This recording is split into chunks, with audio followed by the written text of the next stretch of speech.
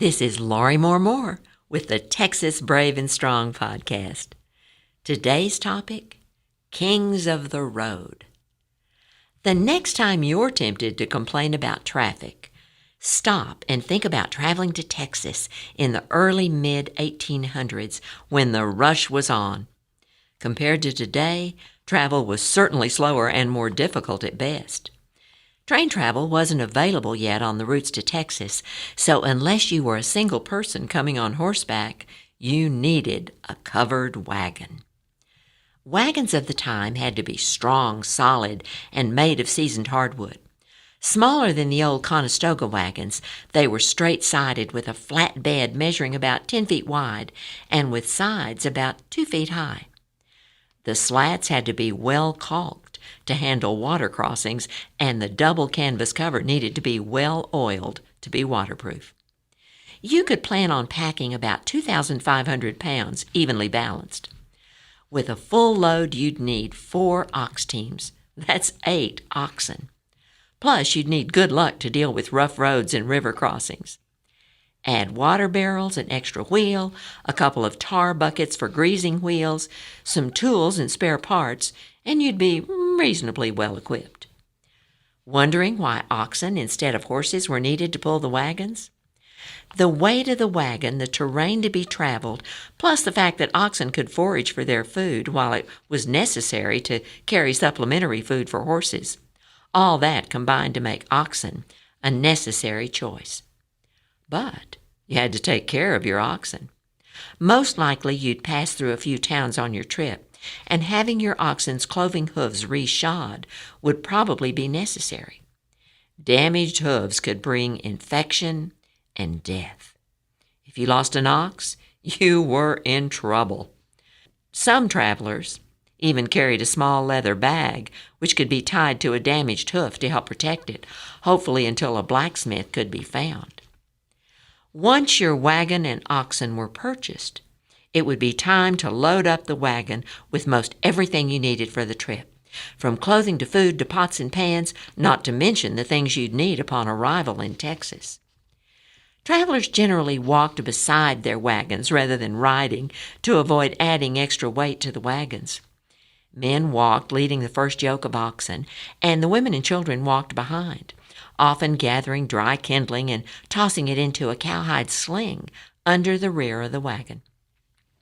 Every wagon train needed a captain who could lead the way and be responsible for the wagon train and its travelers. Ideally, you'd find a captain who'd made the trip before. Decisions would need to be made by the group before starting. One common question was whether or not the train would travel on Sundays. Travelers in some trains voted to make Sunday a day of worship and rest. Other trains chose to travel on Sundays, perhaps taking an extra hour at midday for hymn singing and Bible reading. Key to the trip were the roads, or rather the trails.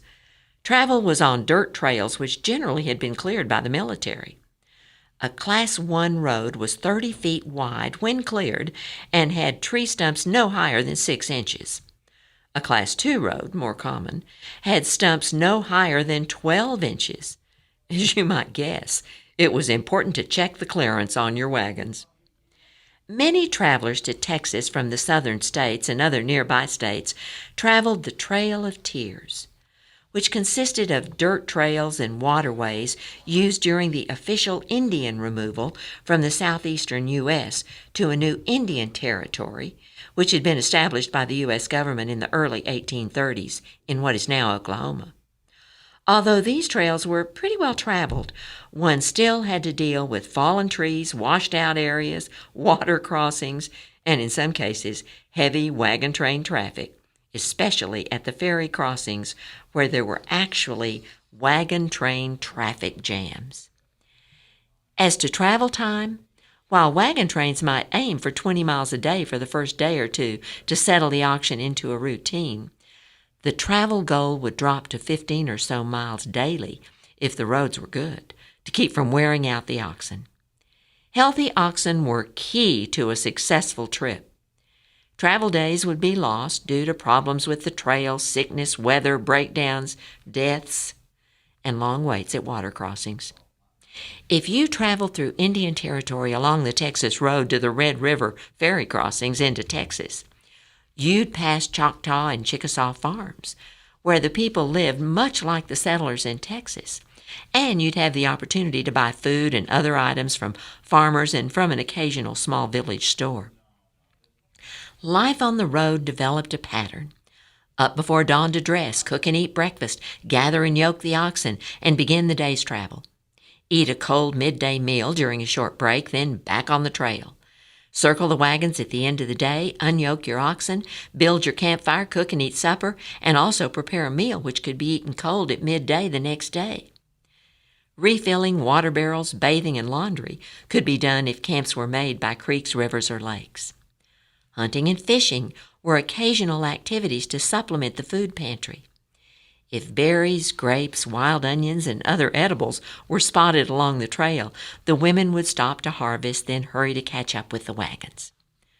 The final stage of travel to Texas was crossing the Red River and moving down the Preston Road, which went from Denison to Dallas to Waco and on to Austin. There were several ferry crossings on the Red River. In the 1840s, the Coffee Crossing at Preston was a busy ferry across the river. Later, the Colbert Crossing, just 7 miles away, attracted a huge number of wagons. In 1853, Benjamin Franklin Colbert, a Chickasaw, had been granted a ferry license by the Chickasaw Nation. His ferry was a flat-bottomed boat poled across the river by his slaves. Colbert also had a large plantation on the river, and his river crossing became a station stop on the Butterfield Overland Mail Stagecoach Trail in September of 1858, when stagecoach travel started in Texas. It's true that traveling to Texas was easier than taking the Oregon Trail to the West Coast. Settlers heading to the far west had a longer distance to travel. In addition, they had to traverse the prairie where the fierce Comanche and other tribes roamed and attacked wagon trains. They also faced the desert, mountains, and the challenges of those terrains. Nonetheless, travel to Texas was no picnic, as wagons dealt with lake, river, and deep creek crossings, traversed the mountains of western Arkansas and eastern Oklahoma, and faced endless miles of the dark green tunnel created by the cross timbers forest, a tangle of stunted, interwoven trees dense with undergrowth and twisted vines, what Washington Irving, who traveled there, described as the cast iron forest. Travel to Texas wasn't easy. Graves marked the route.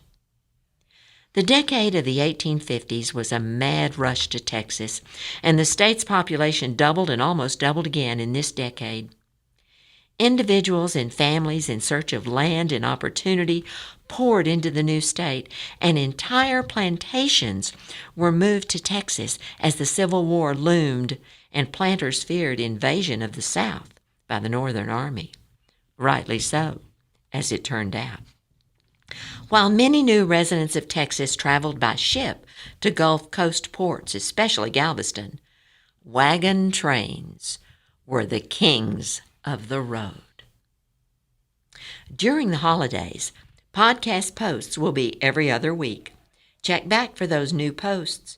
Remember to check out my new novel, Gone to Dallas, The Storekeeper, 1856 to 1861, on Amazon, Barnes & Noble, and other popular book-buying sites. Thanks for listening. This has been Laurie Moore-Moore with the Texas Brave and Strong podcast, the best little podcast in Texas. Y'all come back.